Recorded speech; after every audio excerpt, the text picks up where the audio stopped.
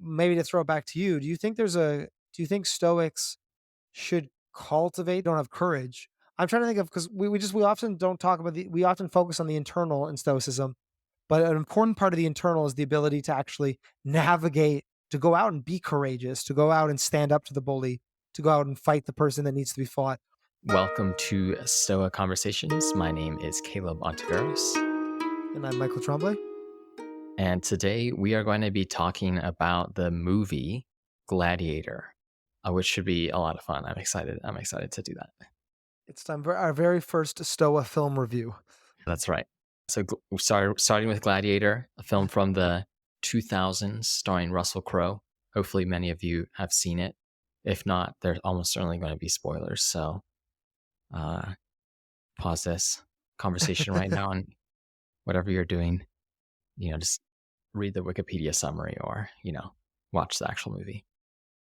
I've seen it probably at least 3 times, probably 3 or 5 times. I don't exactly remember how many times, but I recently watched it, and it holds up. It's still a great film. Yeah, I watched it yesterday. It was great. The last time I saw it too was before I was into Stoicism or any sort of ancient Greek or Roman history or anything like that. So it was cool to rewatch it and be like, oh yeah, that's Marcus Aurelius. That's that's Commodus. That's like this is the historical part of this historical fiction was jumping out a lot more. Yeah, exactly. I think I first saw it when I was a kid with my dad and brother, and that was a lot of fun. But I had no idea about the Stoic connections to the movie, and I think there are a lot of different potential connections. I know some people have argued about how Stoic a film or not it is, and that's what we should definitely get into. So I suppose we'll kind of structure this like some of our other review episodes. We'll think about some of the aspects of the movie that we think are the best and good. Think about some of the aspects of the movie that are maybe less well done, and then maybe end with some provocative challenges or interesting tidbits that we want to pull out of it. Should we do like a quick overview of the Yeah, plot we for probably those that should. have seen it, seen it before, not going to rewatch it as you said, pause, but know enough to want their memory jogged, let's say. Yeah, that's a good idea. Before we jump into it, we should do a quick review and go over some of the main events, character names, and so on. So I can take a quick stab at that. So you've got the central character, Maximus Decimus Meridius, and he's the fellow played by Russell Crowe. He's a respected Roman. You have a meeting between him and Marcus Aurelius, where Marcus Aurelius decides, look, Maximus, I want you to take over the army, return to Rome, and essentially restore the Roman Republic of old. Into the scene enters Commodus, played by Joaquin Phoenix, who, he's the villain, clear villain of the story. And he decides to kill his father, kill Marcus Aurelius, which is something one could imagine the real Commodus doing, though it's a historical fiction, of course. And he asks for Maximus's loyalty. Maximus refuses, and as such, Commodus has his family killed, and he also tries to kill Maximus. But Maximus, of course, escapes. He ends up becoming captured just after he sees the fate of his family, of his wife and son. A really tragic scene. He's captured, sold to a gladiator, a fellow who runs a gladiator school, a former gladiator who runs a gladiator school, and becomes a successful gladiator who finds himself in the position back in Rome as a gladiator, a very popular one at that, popular enough that he has some amount of political power. He's set on avenging the death of his family.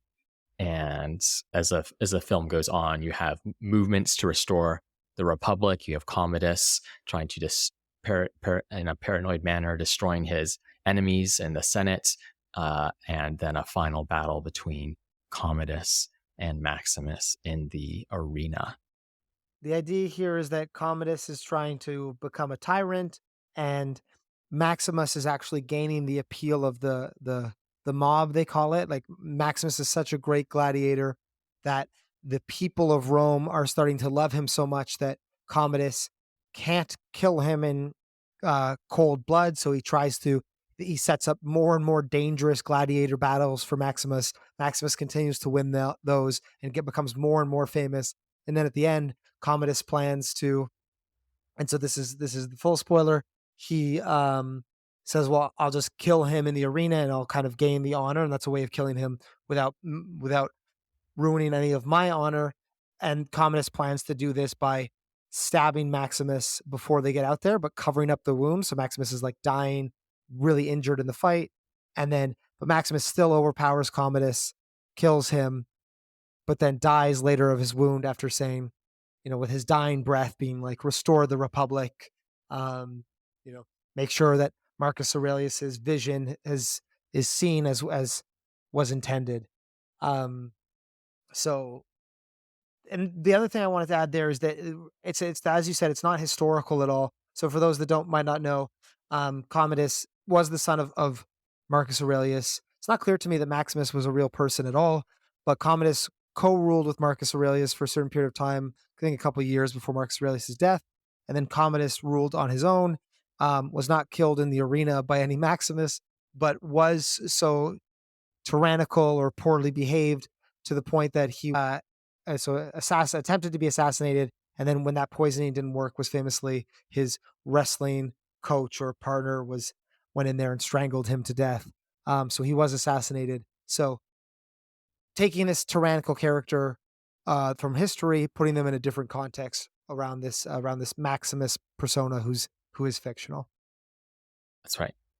Marcus Aurelius also is known as the last of the five good emperors. Commodus came next. He was generally not seen as a good emperor. Yeah. If you're the last of the good emperors, then the next guy probably isn't that good. Yeah, you don't want to follow that.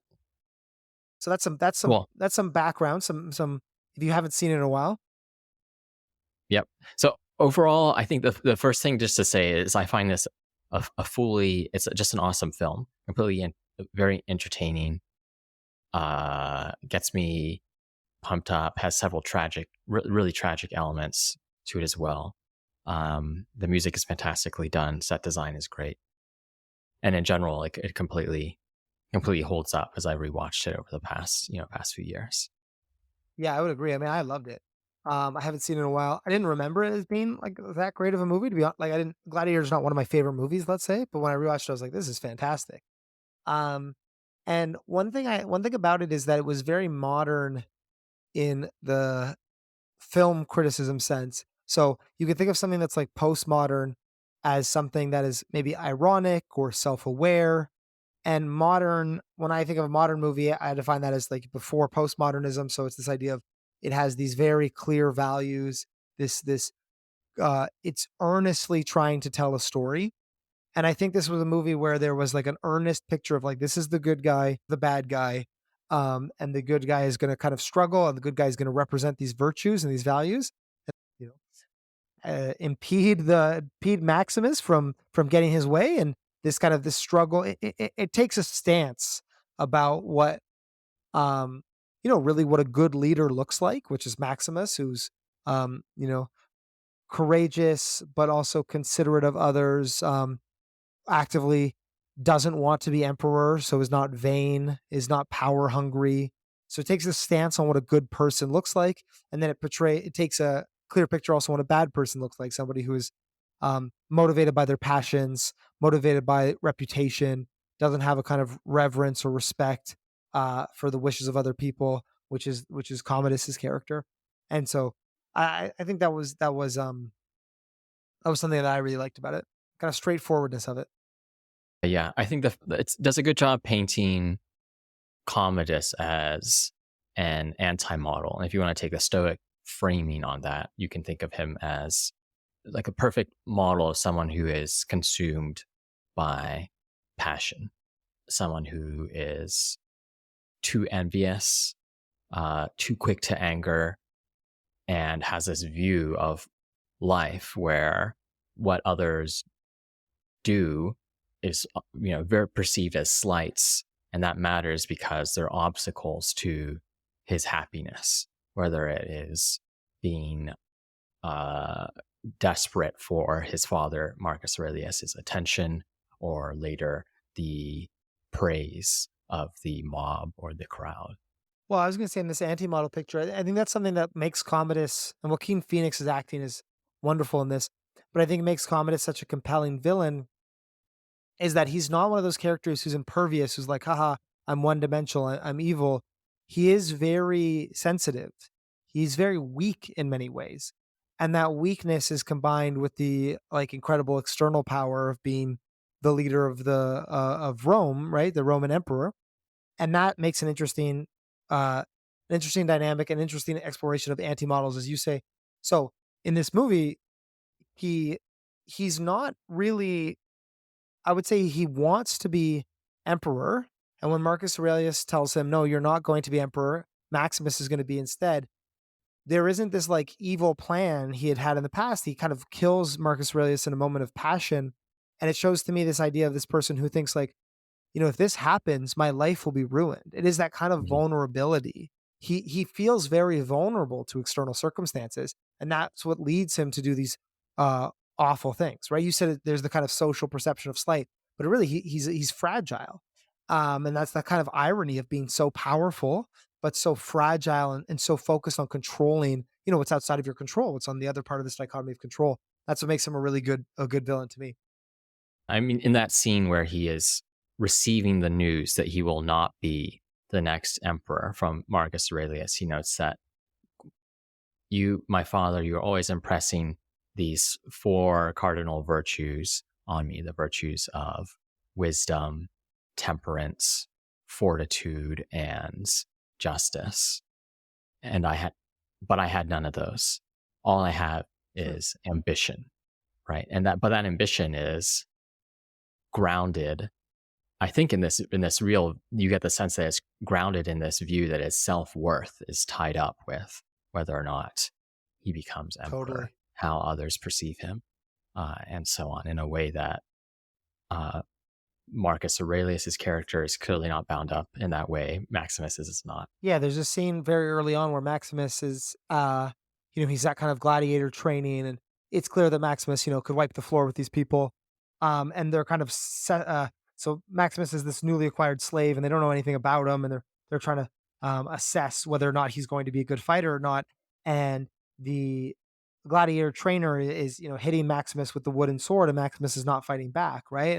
And he's like, why would I have to, like, why should I fight here? I don't have anything to prove. Like, what am I trying to show you? And they kind of label him as a poor fighter or assume he's a poor fighter. But that's, I think, just the counterexample you said is that's somebody who's not caught up, or Maximus's character is supposed to be one who's not caught up in what other people think of him. And Marcus Aurelius has this line when Maximus refuses to be emperor. Marcus Aurelius says, "Will you be emperor, or will you accept my charge, not to be emperor, sorry, but to uh, Mm. take power as we transition into a republic?" uh, Maximus says, "No, like I really don't want to do that." And Marcus Aurelius says, "Well, that's exactly why it has to be you, right? It's the person who doesn't want that power should be the person to have it." I think just building out your point, Caleb, you have this contrast of somebody who's super caught up in what other people think of him, and that becomes a weakness, and somebody who doesn't care at all, very stoic in that sense, and is becomes kind of Maximus's strength, or at least something we admire. And so then there's the question. All right, so Commodus, clear anti-model. To what extent then is Maximus a model? Because I think you he does embody uh, the traits of persistence, endurance, and in the beginning of the film, when you see him as a general, it's clear that he's respected uh, as a general, does his job well, and cares for his men, and his men care for him. Um, and that is why Marcus Aurelius in the film would, place this responsibility of restoring the Republic to a large extent in his hands. Um, but the next probably half of the movie or so is him discovering that his wife and son are dead, and he is hell bent on Hmm. avenging their death, which from the Stoic perspective is misplaced. I mean, I think you could think that he ought to avenge their death, and that isn't maybe perhaps what duty requires of him. But he is completely obsessed with that task, right? Consumed in a way that I think a Stoic would ideally, consumed in a way that a Stoic would not be. Uh, yeah. So what do you think about that? Yeah, my read on this is that Maximus is kind of an Aristotelian hero. So in some ways, he is small s stoic. So he is not afraid of death. He doesn't care what other people think of him. So he embodies these characteristics that other Stoics would have in common. But what's his ultimate value? His ultimate value, I think, Plato talks about this division between there's the people who care about reason. It's probably Marcus Aurelius. There's the people who care about honor, probably Maximus, and then there's the people that care about and Plato says the people that care about honor are the soldiers, the warriors, the military. And then there's the people who care about, passions, things like that. That's calm. So Marcus or Maximus is right in the middle there, I think. He cares about honor and he's not going to fear death in the pursuit of that, in the pursuit of kind of achieving what he thinks is justice. And so I think that that's not a stoic. It is to dedicate your life towards revenge and punishment and then not to be afraid of things in the path of doing that or be very courageous in the pursuit of that or very single-minded such that you can't be distracted by temptation or Mhm. bribes. That's not stoic. That's just you not caring about certain external things in pursuit of another external result, right? But I think that he still has enough characteristics to be a positive role model, but I don't think he's a stoic. And I think it's interesting what you think about this, Caleb. I think maybe we actually get this portrayal of stoicism as being impotent, as actually being naive. Like, what does it say in this portrayal of Marcus Aurelius that he gives the news to his son and is murdered by his son, unable to anticipate it, unable to defend himself, unable to have the foresight to have somebody in the room present or anything like this. There's a kind of naivety to that. Like Marcus Aurelius really set up the world to burn a bit if he thought that Commodus was a bad person.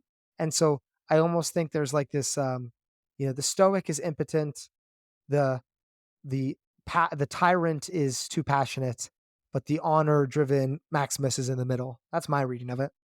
Yeah, that's interesting. You have this portrayal of Marcus Aurelius as someone who is good and just, but is almost like not suited to his role in a way. Like he's Mhm. too much. He's kind of like the senators. It seems to me like he's portrayed in a manner that's similar to some of the senators who clearly care about Rome, but don't know. I don't know exactly what it is, but doesn't have the foresight to prepare himself for assassination by the hand of Commodus, or even before that, set up things to move swiftly enough so that issue wouldn't even arise, right? I think that is something you do kind of get in the the film, is that at least, I mean, if it's not a critique of Stoicism, at least one possible failure mode of Stoicism is expecting others to be more rational. And you kind of get hints of this, that Marcus Aurelius, in one respect in which he failed as a father for Commodus, is that he expected Commodus to be someone he wasn't. And Mhm. uh, as a result, may have contributed to him being worse. Yeah, which again I would say is naivety, or at least that's what's being portrayed, right? Is this idea that this Marcus, maybe not the Stoics, maybe it doesn't have a thing. Maybe Gladiator isn't making explicit comment about Stoicism, but at least Marcus Aurelius is that maybe the word? This idea of not seeing Commodus for who he is, or if so, only too late or in the wrong kind of way, both when you're raising him and in providing the news. Yeah, which I think is fine. I mean, you don't have to be a stoic to make a like I don't need Gladiator to agree and put Marcus Aurelius on a pedestal. Yeah, Um, yeah. but I don't think it's necessarily a stoic movie. Yeah, that's interesting. I think that you can make a case for it being a Stoic movie, but before I make that, I would say probably one of my least favorite films or aspects of the film is actually its portrayal of Marcus Aurelius. I feel like they get close to some of what I think is the essence of the man, but there are some parts that I think are misses, um, which of course is fine. Doesn't mean it's not a great movie. But in terms of, I think maybe like the case for I'm curious about what you think about this. The case for Maximus being more of a Stoic is that he has an arc. So at first, he is consumed by the desire for vengeance. But over the course of the film, he realizes that there are some things that just are more important to him than killing Commodus. Like he won't kill Commodus the first chance he gets because Lucius Verus, younger boy, a son of one of his friends and former lovers, is held by Commodus.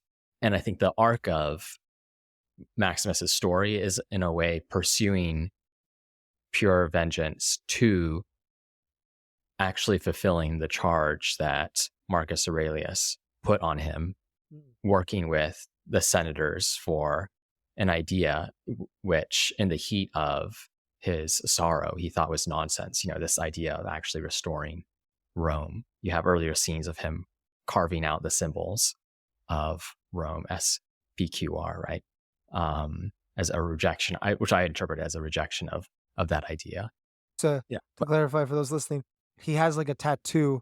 He has the tattoo of SPQR on his arm, and he's literally like, you know, carving it out of his own skin as a rejection of it when he's in the gladiator school. Exactly. But over the course of the film, what he does is he does end up fulfilling that charge from Marcus Aurelius in addition to getting vengeance. Maybe that in addition to does cut against the Stoic case, right? But I think it is important that it's not it's not a pure vengeance film in a way. Like social roles are, and if you want to think about it from Epictetus's perspective, some of his social roles, some obligations that he takes on still are respected. Yeah, I mean that's a fair point. Um, I like this idea of this transition from vengeance to justice. This transition to killing Commodus is something that benefits him, to killing Commodus to something that benefits other people, or fulfills the responsibility that Marcus Aurelius gave him, which is to restore the Roman Republic. And yeah, I think you're right about that arc. And maybe it's stoic. It's stoic in a sense. Because if I ask the question, I was thinking the question, what would a stoic do? And maybe they wouldn't necessarily act how Maximus acted at the start, but certainly in that final scene, certainly when even on death's door, prioritizing, because right before Max, you know, uh, gives the order to restore the republic and we're do this. Um, yeah, so that I agree. That's very stoic at the end. So yeah, maybe I'm persuaded, Killer. Maybe there's nothing else to it. Maybe you got me. One idea that I noticed that's not Stoic, that's throughout the film that I had not noticed previously, is how important the idea of an afterlife is to Ooh. Gladiator. So that is, I think, some more evidence against it being a Stoic film, which is that there's a site. Marcus Aurelius has this great line when he introduces himself again to Commodus. Commodus thinks he's dead, and everyone's like, who are you? And Maximus says, I'm Maximus Doridius Massimius, or whatever his full name is. Like, Decimus is what you said earlier. yeah, Maximus Decimus Meridius. And I will have my vengeance in this life or the next. There are constant images of the afterlife as a pastoral Roman farm where he meets his wife and children again.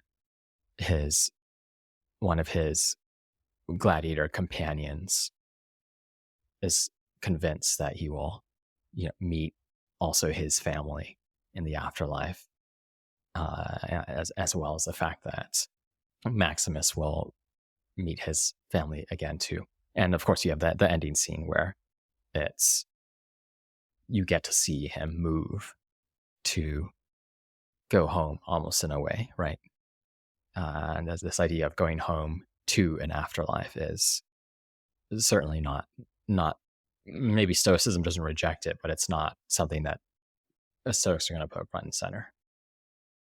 Well, the other thing too is it is the afterlife in this movie is framed clearly as a reward.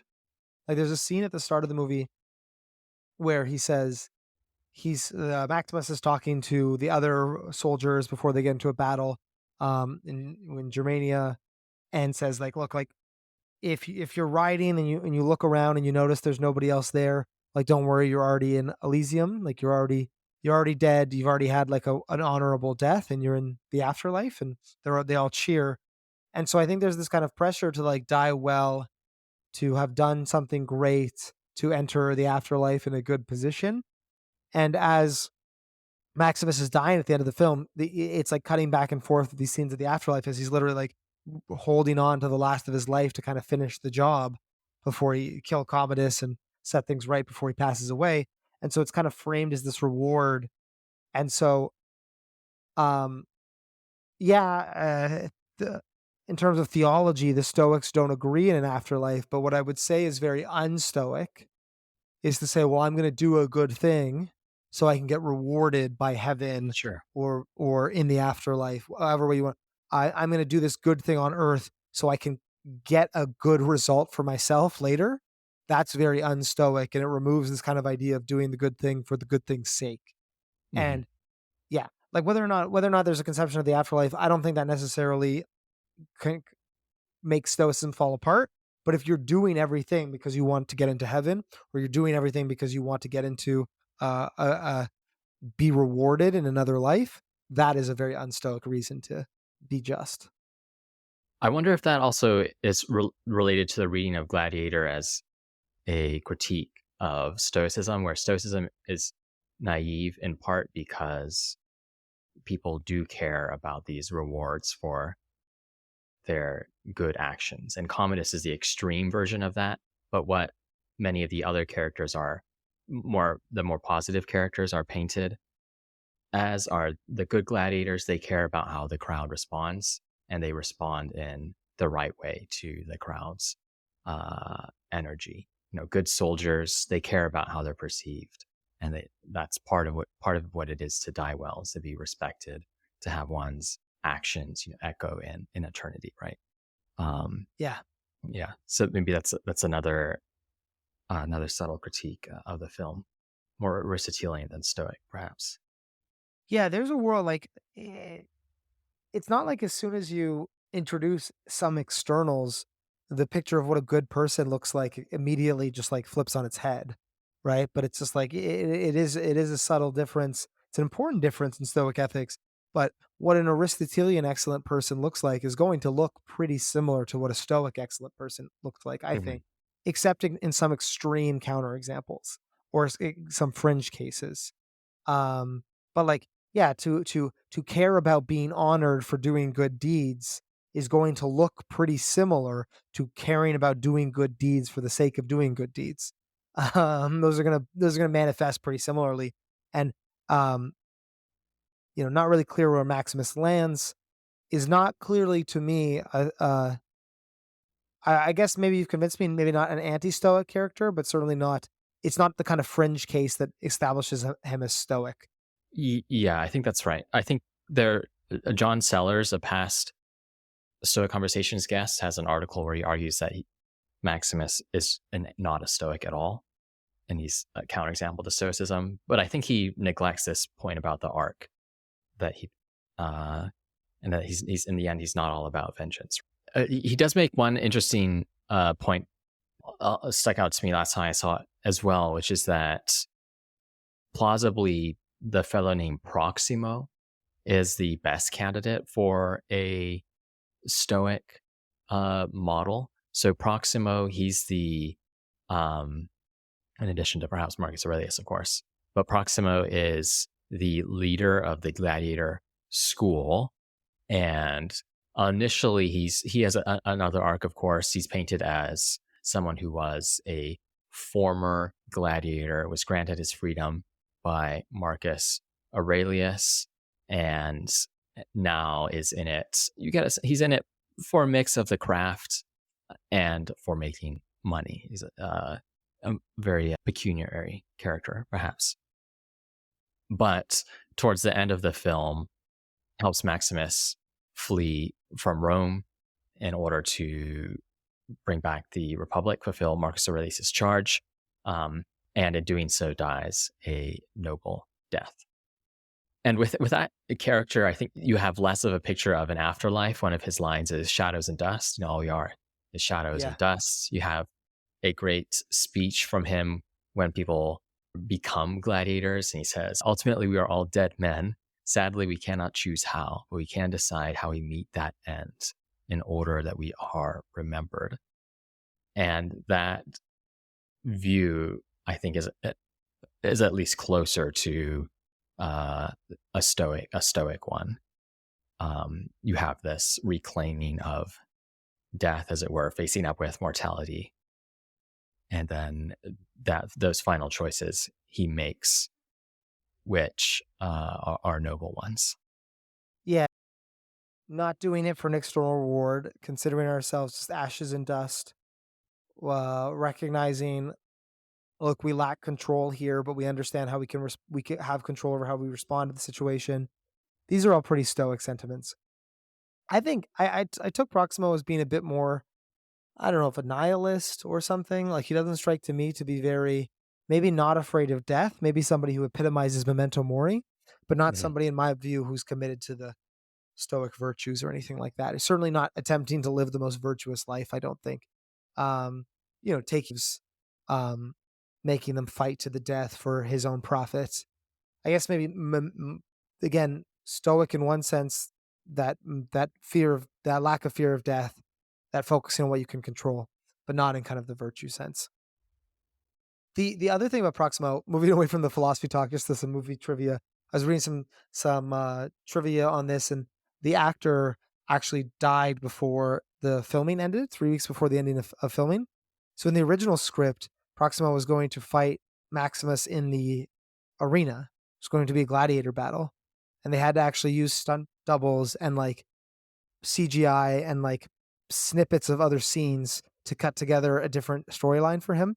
So Oh, when wow. I watching that with that in mind, you can really see it. And in the last scene he's in, you like never really see his face. It's always like the Mhm. back and all this stuff. Um, so an interesting change. It would have been quite tragic if they had to fight. Um, the other thing, I was thinking about what a stoic character would look like, or at least one example of when you would know someone is a stoic. And I mentioned this a long time ago. There's this Guy Ritchie film called Revolver, and I'm going to spoil that one now as well. But the way that film climaxes is the character, it's this revenge story. And at the very end, the character is like, he's broken into the villain's room and he has a gun and he has a choice to like shoot the villain.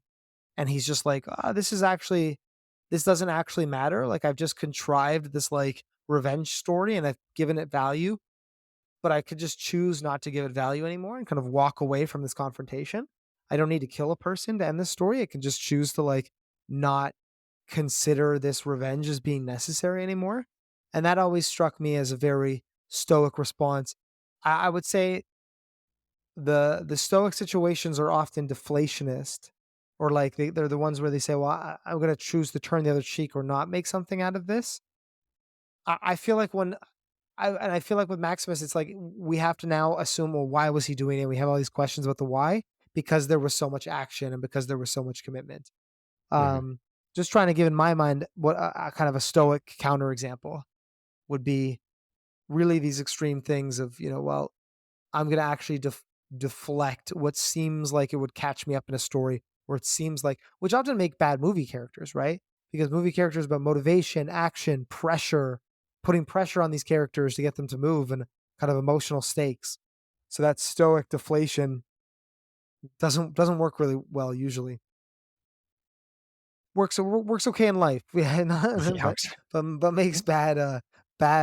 yeah, that's right. I suppose there's always the question: why do we think these action films are bad, and maybe or why do we think ones that are not so stoic are better?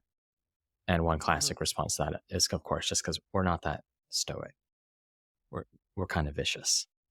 Um, which I think is connected. If we want to bring it back to Gladiator, it's sort of interesting that you have this film about gladiators, of course, a spectacle of violence, and instead of going to see the games these days, we will watch movies about them Huh. instead, which is certainly an improvement. There is that question. Why is that so enjoyable? Why do we need a good character to face something like being in the arena? Uh, that a very cynical read might just be something like this. We feel there needs to be a story. We need more of a story to justify the excitement, the primal excitement of being in the hand to hand combat or watching other people in hand to hand combat. Maybe that's not even that cynical. That's maybe there just is a craft to hand to hand combat is exciting when it's done well, and even better when no one is actually perishing or being hurt. Yeah, we just do boxing now, right? Or Yeah, MMA yeah, instead, and at least nobody's getting killed. Yeah, I mean, I yeah, think yeah. I think most of us are non-stoic, and most of us just find it exciting. Um, I also think it's compelling to have these ideas of. I mean, Maximus is a hero, right? He's the model. We talk about that in kind of a stoic role models all the time. It's nice to see a hero um, overcome circumstances the same way we get a kick out of tragedy, right? We Right. find there's something cathartic about recognizing that sometimes the hero fails those circumstances. And I guess you could have a hero overcome the circumstances, and that could be stoic, because the stoic is going to say, "Look, it's really ultimately not up to you. If it's fated to either go your way or not. So half the stories it's going to go the hero's way, half the stories it's going to be a tragedy and not go their way. Either way, that person is at the behest of fate, just sometimes for with a positive outcome and sometimes with a negative one." Yeah, that's right. Cool. Anything else you want to note in terms of the aspects of the movie that stuck out to you that were in the good side, interesting side? I mean, I do think it also embodies this concept of masculinity. Like, I think this is really Maximus is supposed to be like a man's man, like a hero in a traditional sense. The kind of person who there's a scene where they're about to enter the arena and the character in front of him, like, is this slave just like pees their pants. Like there's some people that are just like not built for this. And Maximus is built for this. But of the gladiators that are built for this, he's the one who also has um maybe the wisdom or the foresight. Like he has that courage virtue to do these incredible acts of violence when required and to not feel particularly bad or complicated about them, but mixes that with this strong commitment to justice. So it's like this masculine capacity to kill and to fight and to be a warrior mixed with humility and a strong commitment to to your family and to the justice of the community. And I guess that's the picture of like the perfect man that Gladiator is selling us. And I think it's a pretty good one. I think it's better than a lot of other action films, but I think there's something interesting, whether or not we agree or as I was saying, as a modern film, as a film that's non-ironic, I think it is putting forward a picture of like this is what greatness looks like. And I think it gets pretty close. I do. Even if it's not stoic, I think it's like, um, it's only a few degrees off. And I think Maximus is a good character. And I think a lot of people could learn a lot by trying to model off that. I think in my own life, I've done a lot of martial arts, a lot of fighting.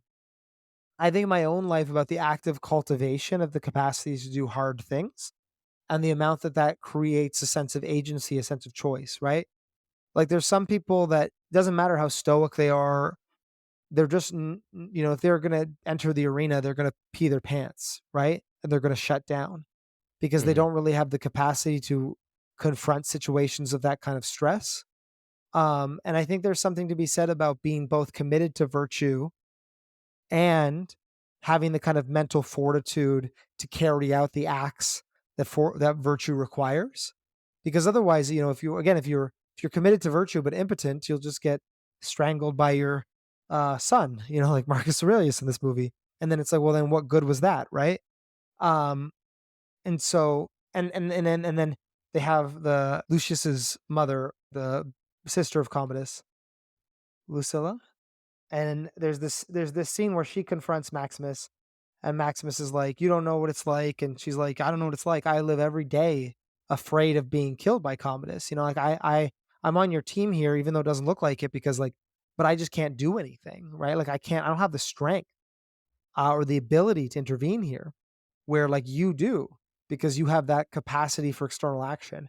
So I guess that's the question: is like maybe to throw it back to you. Do you think Stoics should cultivate this capacity for external action, and then that opens up the capacity, I guess, to fill more roles that you can't fill if you don't have I suppose if you don't have courage. I'm trying to think of, because we often don't talk about we often focus on the internal in stoicism, but an important part of the internal is the ability to actually navigate, to go out and be courageous, to go out and stand up to the bully, to go out and fight the person that needs to be fought, or to protect the people that need to be protected. um and Maximus portrays the kind of character, what it's like when you have both the internal character and the capacities to do those things, you Hmm. know? And I don't know, there's something to that. But again, I think that might be a bit Aristotelian, but there's something to that, right? The great man who is also an amazing fighter, right? The person who has great character and is also very strong is going to be better in the Aristotelian picture than the person who's great character and is very weak, right? In general, I think it does seem it seems right to me that Stoics have, as a part of becoming a sage for the typical person, that part of that progressive path must involve, increasing their capacity, increasing their abilities, honing their skills. For many people, those very well could be physical ones. I think there's decent evidence that people who feel physically strong are more likely to feel confident in ways that transfer to their social interactions. Um, and you could see that as being a that sort of, physical development, which I think is what Gladiator, especially with the character of Maximus, uh, is focusing on.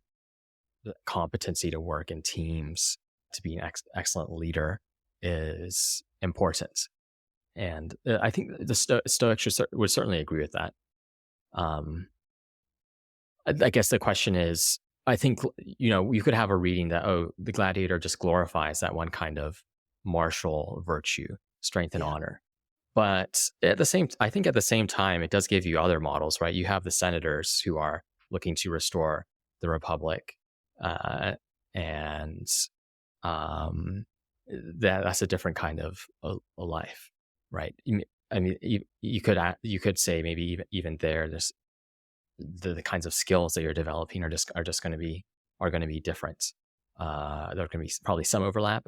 Every For every human, we talked about Musonius Rufus and how he sees food as a matter of fuel and nutrition. So I think, ensure that you have the right nutrition is just sort of a simple example of where there's going to be physical overlap between many people, but or people are going to ideally do the same kind of thing. But I suppose it does depend on the role that you're fulfilling.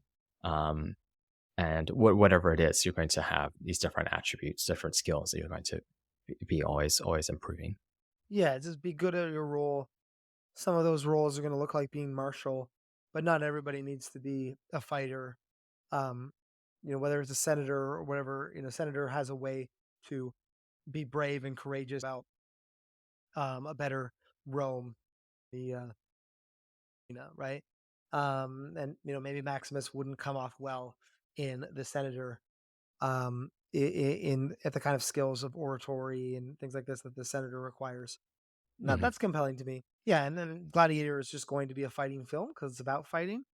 But just because it glorifies fighting doesn't mean that's the only kind of way you can be excellent. I actually think it does a reasonably good job at portraying different kinds of people. So you have, I think Maximus just is the core protagonist, and he is well rounded in a way that you probably do want lots of leaders to be.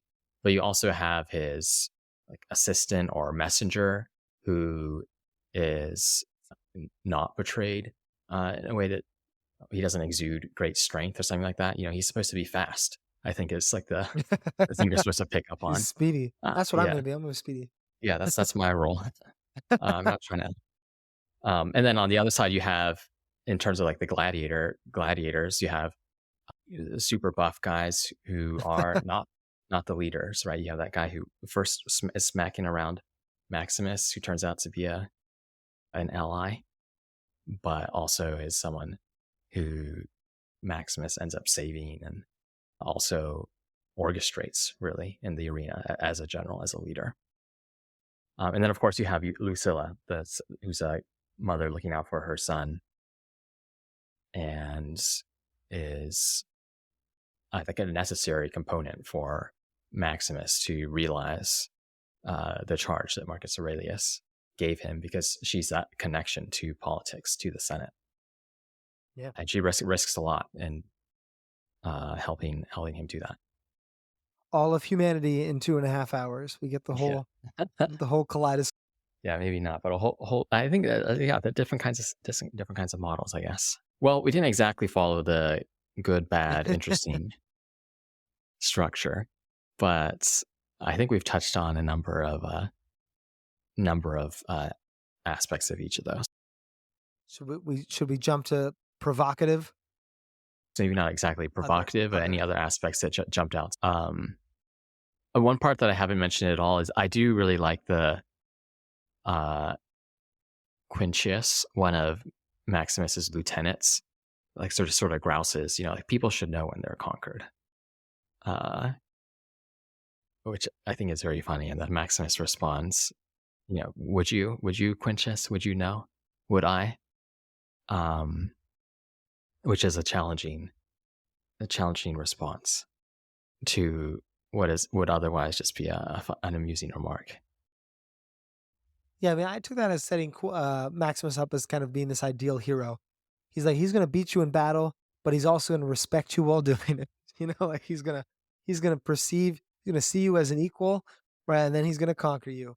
I mean, it's just some empathy to this other group, right? He's not engaging in war with a kind of disgust.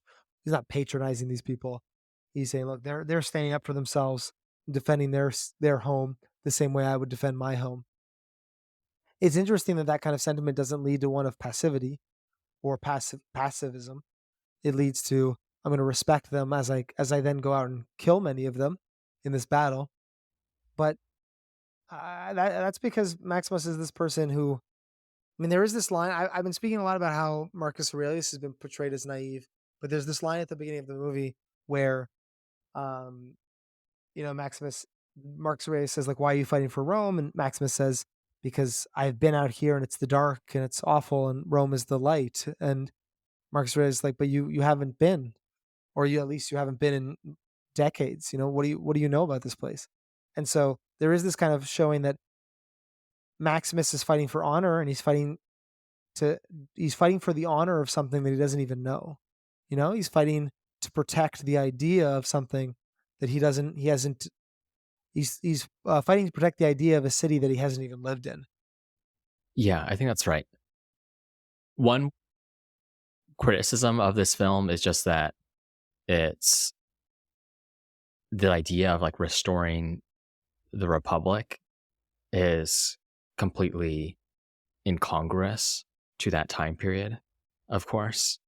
Like, that's not what Marcus Aurelius most likely had in mind. Hardly anyone thought that Is was feasible. But is that like an American thing?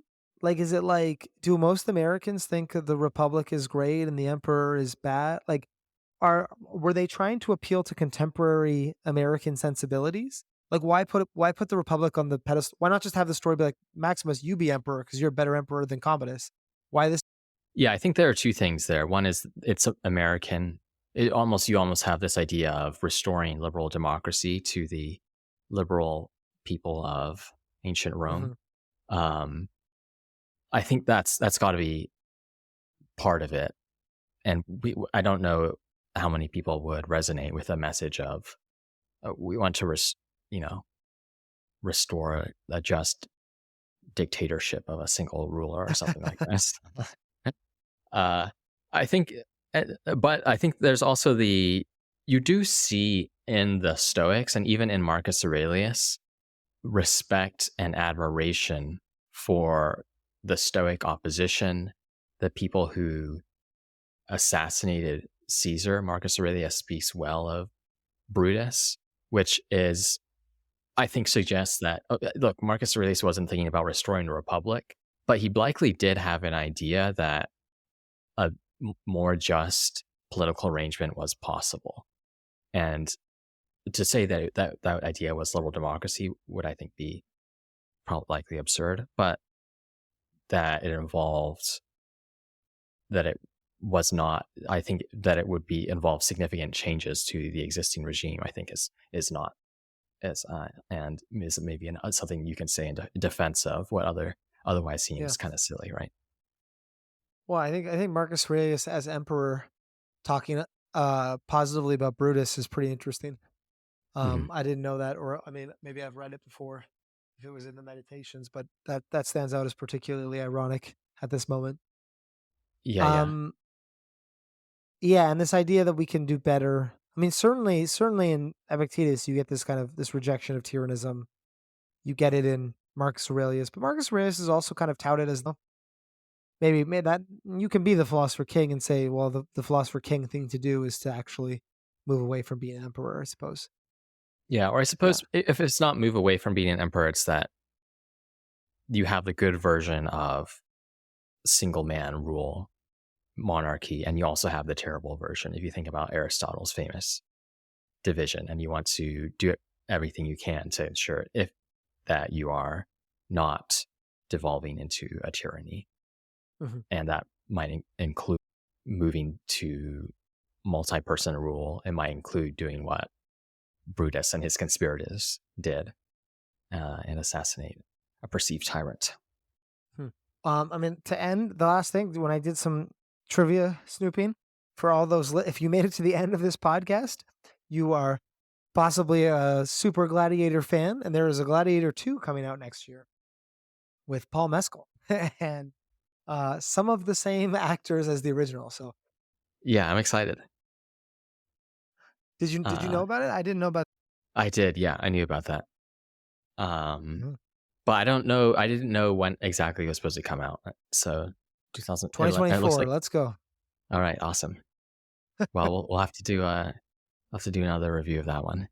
Yeah. All right. Thanks for listening, all.